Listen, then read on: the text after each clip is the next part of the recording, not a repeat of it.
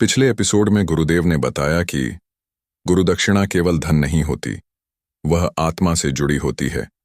जब गुरु अपना सर्वस्व शिष्य को सौंपते हैं तो शिष्य भी अपना सर्वस्व समर्पित करता है। यही सच्ची गुरुदक्षिणा है। एक सच्चा कलाकार अपनी कला को परमात्मा की कृपा मानता है और गुरु को देवतुल्य। कला और ध्यान दोनों ही आत्मिक अनुभव हैं, जो प्रयत्न से नहीं, केवल गुरु कृपा से ही मिलते हैं।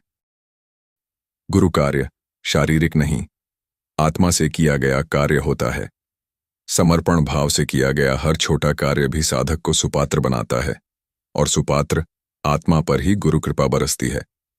गुरुदेव की दिनचर्या साधारण थी, पर वे हर दिन आकाश को निहारते थे, जहां उन्हें अपने गुरु के दर्शन होते। उनका संदेश था, चित्त को विशाल बनाओ ताकि ज्ञान की धारा स्वतः बहती रहे।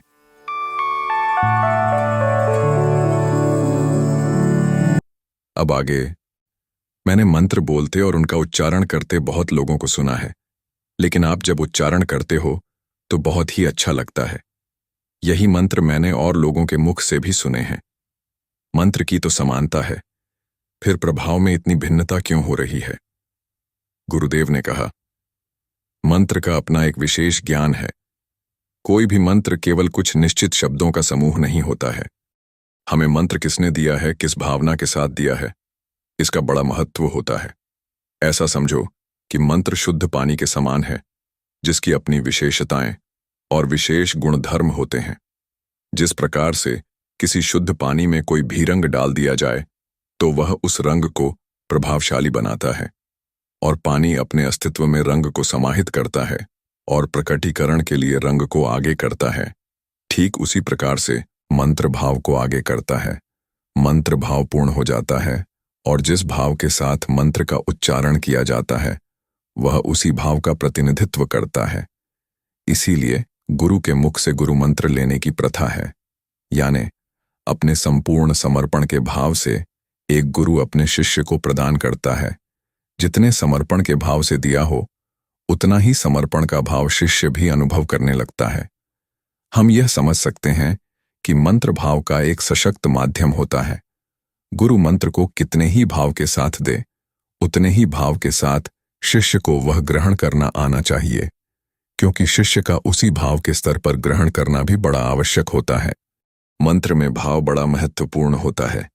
एक स्पष्ट लय, एक स्पष्ट उच्चारण, ये भी मंत्र को प्रभावशाली बनाने में बड़े सहायक सिद्ध होते हैं। कुछ मंत्र ऐसे होते हैं जिनके उच्चारण से उच्चारण करने वाले व्यक्ति में से ऊर्जा के वलय निकलना प्रारंभ हो जाते हैं, और उन आभा मंडल के वलयों का आकार धीरे धीरे बढ़ता है, और धीरे धीरे वह एक बड़े क्षेत्र में स्थापित हो जाता है, और उस क्षेत्र में आने वाला व्यक्ति उस मंत्र के प्रभाव से प्रभावित होता है। अभी मैं जिस मंत्र का उच्चारण कर रहा था, उस मंत्र का उच्चारण इसी प्रकार का था। मंत्र के शब्द तो माध्यम मात्र होते हैं, महत्वपूर्ण होता है भाव। आपको कितने भाव के साथ उच्चारण करना आता है, मंत्र उतना ही प्रभावशाली होगा। प्रत्येक मंत्र का निर्माण किसी न किसी शक्ति से होता है। मंत्र शक्ति का माध्यम होता है। मंत्र का उच्चारण भी अगर सिर्फ दिखाने के लिए शारीरिक स्तर पर किया जाए तो मंत्र का प्रभाव भी शारीरिक स्तर पर ही होगा। वास्तव में कोई भी मंत्र परमात्मा का प्रसाद है, जो गुरु कृपा में मनुष्य को प्राप्त होता है। यह मनुष्य को गुरु कृपा में प्राप्त होता है, यानी इसे पाया नहीं जा सकता है, यह प्रयत्न से नहीं मिल सकता है। जो प्रयत्न से पाया जाए वह परमात्मा का प्रसाद नहीं हो सकता है, क्योंकि परमात्मा का प्रसाद केवल कृपा में ही मिलता है। ठीक इसी प्रकार से मंत्र के द्वारा प्राप्त शक्ति के प्रसाद को भी बड़ी विनम्रता से, बड़े समर्पण भाव से ग्रहण करना चाहिए। आपका जितना समर्पण भाव होगा, उतनी ही आपकी ग्रहण करने की शक्ति होगी। किसी मंत्र के उच्चारण से निर्मित ध्वनि कई वर्षों तक वातावरण में विद्यमान होती है। जब कभी उसे ग्रहण करने वाला व्यक्ति होता है, वह उतरती है। इसीलिए आध्यात्मिक प्रगति में मंत्र का बड़ा महत्व है। यज्ञशाला में तो अग्नि के सान्निध्य में मंत्र और अधिक प्रभावशाली हो जाते हैं। अग्नि की विशेषता है, वह वातावरण को शुद्ध करती है, मनुष्य को निर्विचार करती है, और अग्नि से निकलने वाला प्रकाश वातावरण में मंत्र शक्ति के प्रभाव को फैलाने का कार्य करता है। इसीलिए यज्ञशाला में बोले गए मंत्र अधिक प्रभावशाली हो जाते हैं। यज्ञ मनुष्य के नकारात्मक विचारों को नष्ट करता है और मनुष्य को सकारात्मक भाव प्रदान करता है, और सकारात्मकता से भरा हुआ मनुष्य अपने जीवन में अधिक सफल होता है।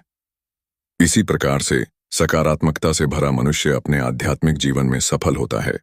सुबह जो यज्ञ करते हैं वह शक्तियां ग्रहण करने के लिए होता है। सूर्योदय के समय वातावरण की सभी शक्तियां ऊर्ध्वगामी होती हैं।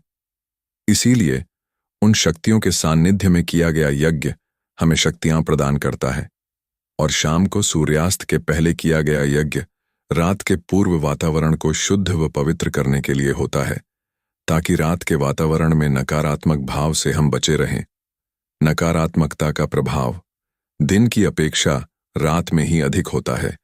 इसलिए उस नकारात्मक भाव से बचने के लिए शाम को यज्ञ सूर्यास्त के पूर्व करते हैं, ताकि एक सकारात्मक वातावरण सूर्यास्त के बाद भी बना रहे।